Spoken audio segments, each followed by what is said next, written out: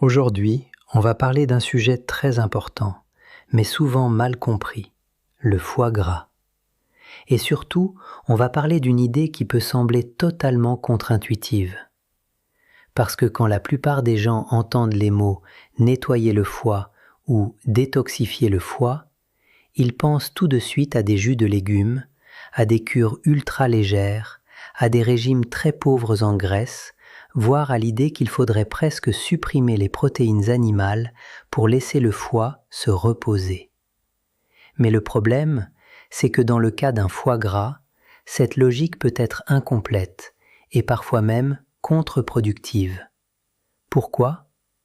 Parce que le foie n'est pas seulement un filtre. Le foie est un organe central. C'est un organe immense par ses fonctions. Il pèse environ 1,5 kg, il se trouve du côté droit du corps et il participe à des centaines de processus essentiels. Le texte source insiste justement sur le fait qu'il assure environ 500 fonctions et qu'un foie qui s'abîme finit par perturber bien plus que la simple digestion. Le plus inquiétant, c'est que lorsqu'un foie devient gras, il ne provoque souvent presque aucun signe au début. Pas de grande alerte, pas de douleur spectaculaire, pas de symptômes évidents. Beaucoup de personnes vivent avec un foie gras sans le savoir. Et pendant ce temps, le problème avance lentement. Au début, il y a surtout une accumulation de graisse. Puis cette accumulation peut s'accompagner d'inflammation. Et si rien ne change pendant des années, cela peut aller vers quelque chose de plus grave, la fibrose, puis la cirrhose, c'est-à-dire un foie cicatriciel, durci, moins fonctionnel. Et c'est là que les conséquences deviennent beaucoup plus lourdes. Parce qu'un foie qui fonctionne mal ne gère plus correctement tout ce qu'il devait gérer. Il détoxifie moins bien. Il régule moins bien certaines hormones. Il produit moins bien la bile. Et quand la bile diminue, c'est toute une cascade de problèmes qui peut commencer. La bile n'est pas là uniquement pour digérer les graisses. Elle aide aussi à éliminer certains déchets. Elle participe à l'absorption de nutriments essentiels comme les vitamines A, D, E, K et certains acides gras importants. Le texte source met clairement l'accent sur cette baisse de bile lorsque le foie perd en fonction, avec des conséquences à la fois digestives et métaboliques. Le foie joue aussi un rôle très important dans la régulation hormonale. Quand il se dégrade, certaines substances peuvent s'accumuler davantage, comme le cortisol, l'hormone du stress, ou encore certains excès d'estrogène. La source relie justement un foie moins fonctionnel à une moins bonne régulation de ces hormones, ce qui peut ensuite se refléter dans différents symptômes ou déséquilibres. Autrement dit, le foie gras n'est pas un simple détail. C'est un problème silencieux, profond, progressif et beaucoup plus sérieux qu'il n'y paraît. Maintenant, il faut comprendre une chose essentielle. Il existe 2 grands contextes. Le premier, c'est le foie gras lié à l'alcool. Le second, c'est le foie gras non alcoolique.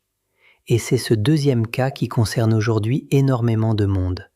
Pourquoi ? Parce qu'on peut avoir un foie gras simplement en mangeant mal sur le long terme. Et parmi les grands coupables, le texte source met particulièrement en avant le fructose, surtout sous forme de sirop de maïs à haute teneur en fructose, très présent dans les sodas et de nombreux produits industriels. Il souligne même que ce fructose serait bien plus susceptible de favoriser un foie gras que d'autres sucres. Ce qui est encore plus surprenant, c'est que le foie gras ne touche pas seulement les personnes en surpoids. Beaucoup pensent encore « je suis mince, donc je suis tranquille ». Mais ce n'est pas si simple. On peut être mince à l'extérieur et avoir un foie gras à l'intérieur. Le texte insiste d'ailleurs sur ce point en rappelant que le foie gras non alcoolique peut aussi toucher des personnes minces, parfois même avec un risque sous-estimé parce qu'elles se croient automatiquement en bonne santé. C'est là qu'on arrive au cœur du sujet. Quand on cherche à inverser un foie gras, beaucoup de gens tombent dans un piège. Ils veulent faire léger. Ils veulent faire sans gras. Ils veulent faire jus vert uniquement. Ils veulent faire quasi zéro protéine animale. Et pourtant, le message principal du texte est exactement l'inverse. Il avance qu'il existe 2 nutriments particulièrement importants dans la correction d'un foie gras, la choline et la méthionine. La choline est décrite comme un nutriment lipotrope, c'est-à-dire capable d'aider à mobiliser la graisse, notamment dans le foie.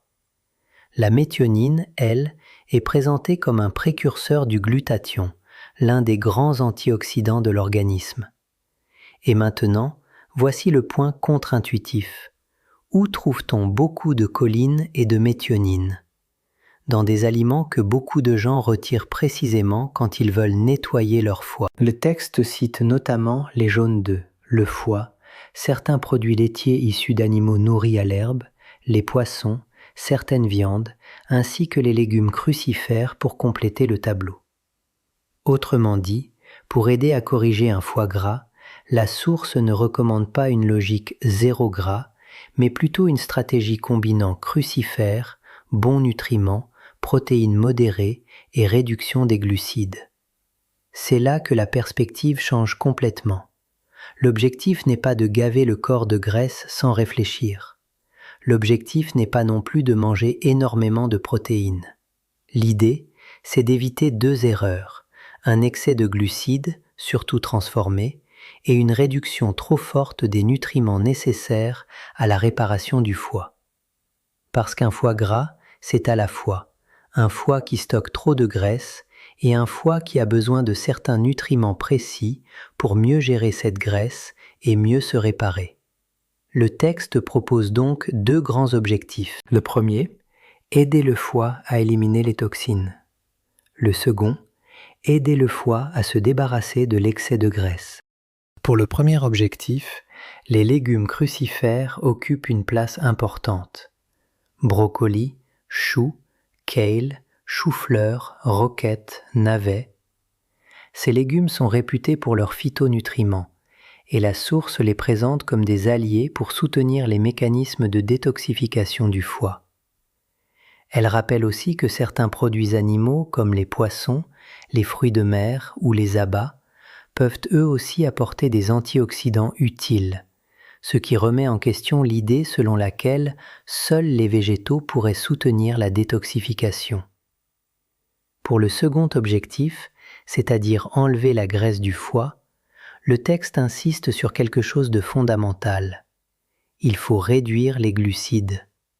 Et c'est là qu'intervient la logique du kéto sain, ou plus simplement d'une alimentation pauvre en glucides, mais riche en végétaux non féculents. La source ne parle pas d'un kéto centré sur des produits ultra transformés, mais d'un mode alimentaire faible en glucides, avec beaucoup de légumes, associés au jeûne intermittent. Pourquoi le jeûne intermittent ? Parce qu'il oblige progressivement le corps à utiliser ses réserves, à vider davantage son glycogène et à aller puiser plus facilement dans la graisse. Dans cette logique, cela créerait une sorte d'appel d'air qui favoriserait la mobilisation des graisses stockées, y compris au niveau du foie.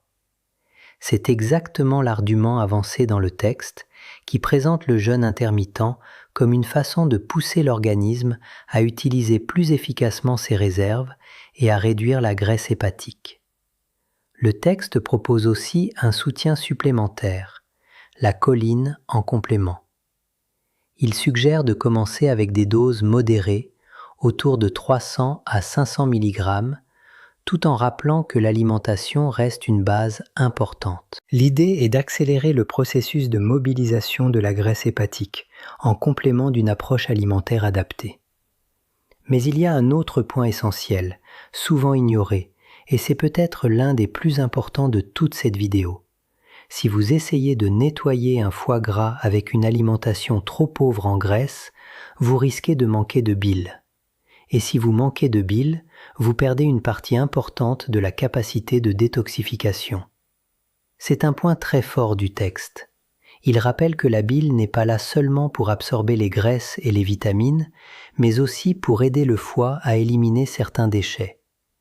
Il précise surtout que la libération de bile est stimulée par des apports suffisants, notamment en graisses saturées dans ce cadre précis, ce qui explique pourquoi le texte recommande de ne pas supprimer des aliments comme les jaunes d'œufs ou certains abats lorsqu'on cherche à soutenir un foie gras. Autrement dit, vouloir tout faire light peut devenir une erreur. Parce qu'un foie qui doit éliminer a besoin des bons végétaux, des bons nutriments, d'assez de bile et d'un contexte métabolique dans lequel on ne le surcharge plus avec trop de sucre. Alors si on résume simplement, que propose réellement ce sujet ? Il propose de sortir d'une vision trop naïve de la détox. Non, nettoyer le foie ne consiste pas seulement à boire des jus verts. Non, un foie gras ne se règle pas forcément avec une alimentation ultra pauvre en graisse. Non, supprimer les jaunes d'œufs ou toutes les sources de choline n'est pas logique dans cette situation. L'idée développée dans le texte, c'est qu'un foie gras a besoin d'une stratégie plus complète. Moins de glucides, surtout moins de sucres industriels, plus de légumes crucifères, du jeûne intermittent, des protéines modérées mais présentes, des aliments riches en choline et méthionine et assez de graisse pour soutenir une bonne libération de bile. Et au fond, cette approche nous rappelle une chose essentielle. Le corps ne se répare pas uniquement par privation. Il se répare aussi par rapport intelligent. Il ne suffit pas d'enlever ce qui fait du mal, il faut aussi apporter ce qui aide à reconstruire. Et c'est peut-être là la plus grande leçon de tout ce thème. Parce qu'aujourd'hui, beaucoup de gens vivent avec un foie gras sans le savoir. Ils ne sentent presque rien. Ils continuent à manger comme avant. Ils pensent que tout va bien parce qu'ils n'ont pas mal. Et pourtant, leur foie s'épuise en silence. Alors la vraie bonne question n'est pas seulement « comment nettoyer mon foie ?» La vraie question c'est « comment arrêter de le surcharger et commencer enfin à lui donner ce dont il a besoin ?» Et si cette question devient sérieuse dans votre vie, alors il faut retenir ceci. Réduisez les sucres inutiles, surtout les sucres industriels. Augmentez les légumes crucifères. N'ayez pas peur des aliments naturellement riches en choline, comme les jaunes d'œufs. Gardez des protéines de qualité en quantité modérée et comprenez qu'un foie gras se corrige plus facilement quand on améliore à la fois la détoxification, la bile et la mobilisation des graisses. C'est exactement la logique globale défendue dans le texte source. Voilà pourquoi cette astuce paraît contre-intuitive, parce qu'elle nous oblige à abandonner une croyance très répandue, l'idée que plus on enlève les graisses, plus on aide forcément le foie. Dans certains contextes, ce n'est pas aussi simple, et parfois, le vrai chemin de réparation ne passe pas par toujours moins, mais par mieux choisir.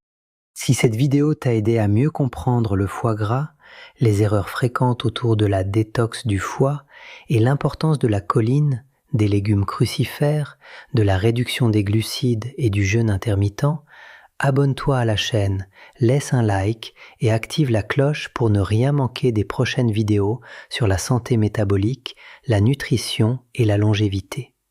Écris en commentaire « Je commence à protéger mon foie dès aujourd'hui » et partage cette vidéo avec une personne qui pense encore qu'un foie gras se corrige seulement avec des jus ou un régime ultra pauvre en graisse.